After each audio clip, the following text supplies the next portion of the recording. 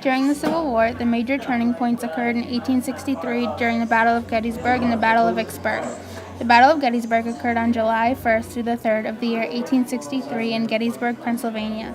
This battle resulted in a Southern retreat due to the Union's territorial advantages. At the same time, Union General Ulysses S. Grant launched a campaign and marched his troops along the Mississippi River, which was over 180 miles. The Union troops took out the Confederate forces, won 5 battles, destroyed the troops guarding Vicksburg in order to seize on the city. As a result, the city of Vicksburg suffered drastically. Southern citizens began to die due to diseases and injury, which led to the Confederates at Vicksburg surrendering on July 4, 1963. Entering the war, both sides had certain objectives. The Union took the offensive position and the Confederate the defensive position. As the war progressed, these objectives became more developed. The Union developed the Anaconda Plan, which involved blockading southern ports to prevent imports, exports, and foreign help, heavily attacking Tennessee to gain important Confederate forts, and getting the Confederates further away from the border states of Missouri and Kentucky, and trying to capture the Confederate capital of Richmond, Virginia.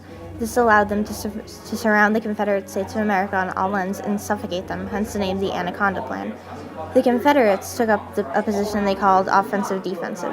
While they mainly took the defensive stance to protect their rights and resources, they also sometimes had strategic offensive attacks in an attempt to deplete the Union resources. 2.75 million soldiers fought during the Civil War. 2 million of the soldiers were fighting for the North. The other 750,000 were fighting for the South. The soldiers faced terrible conditions. Disease was a major killer during the Civil War. The soldiers lived in unpleasant, unsanitary places. The living conditions were miserable and illnesses spread quickly. The civilians had mixed experiences during the Civil War. Many civilians had to flee when the fighting came close to their homes.